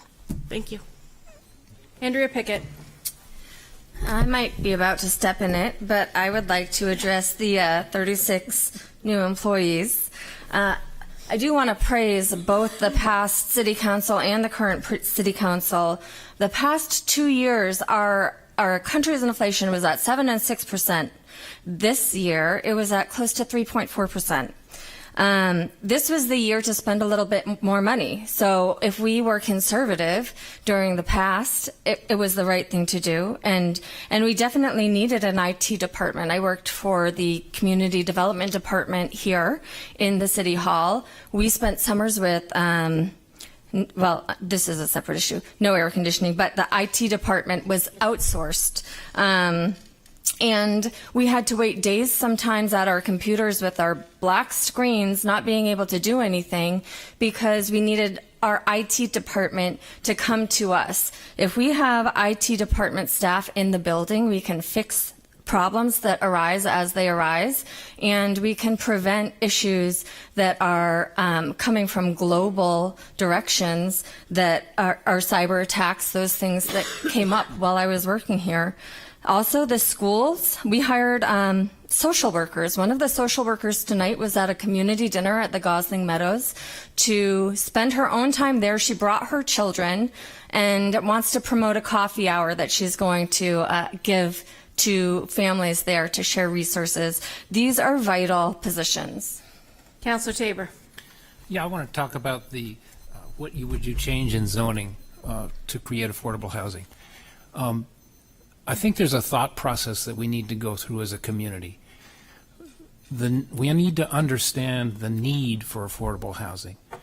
It's different for all phases of life. It's different for a young service worker as compared to a family with a family of 4, and as compared to someone whose children are up and out of the house and they want to downsize and they can't afford to find a smaller house. Each of those needs translates into a different type of housing. And I think if we have a process where we thoroughly understand the needs, then we look at a vision of the different types of housing for those needs. And then we ask, what do we need to do to get that done? And that's actually the process of a Portsmouth Listens dialogue that we're working on with the Housing Navigator for January, February. So I hope to get reelected and pursue that. Paige Trace. I will take on, thank you. I will take on the clean water question. I applaud Mayor McEachern and this current council for purchasing the property, allowing the NHDES, et cetera, to purchase the property around Bellamy Reservoir for Bellamy Reservoir up in Madbury. However, getting the water to the city limits and from the city limits to your home is a different story. When I was a councilor 3 years ago, I brought forward Islington Street, Phase 1B and 2A. It wasn't for the pretty sidewalks that people wanted. It was because I was worried sick that the water under Islington was traveling through 100-year-old pipes that could fail at any point. It's not just those pipes that go to your faucet. It's also the pipes that go under Little Bay, and the fact that we all know that they could fail at any point in time. We need to address that. We know that there's a $26 million request for proposal out there, and that's too much. So we need to be creative. Do we put a liner through the 2 pipes? This is something that Brian Gatz and Peter Rice are working on. There's also the emergency pipe going over the bridge that has to be put between Dover and Portsmouth. We desperately need to preserve the clean water and all the hard work that this mayor and this council have put in. And we need to also see that Islington Street is continued on finally to thank you, Congress Street. Sorry. I'm just really passionate about this, and I did get verification from Peter Rice that Islington Street will be finally done. Sorry. To finish up. Peter Whelan.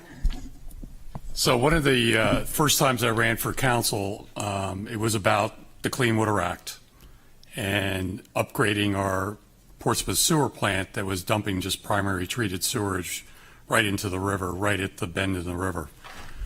Currently, as residents, we've spent $121 million to build a new sewer plant out on Pierce Island, which was a great thing.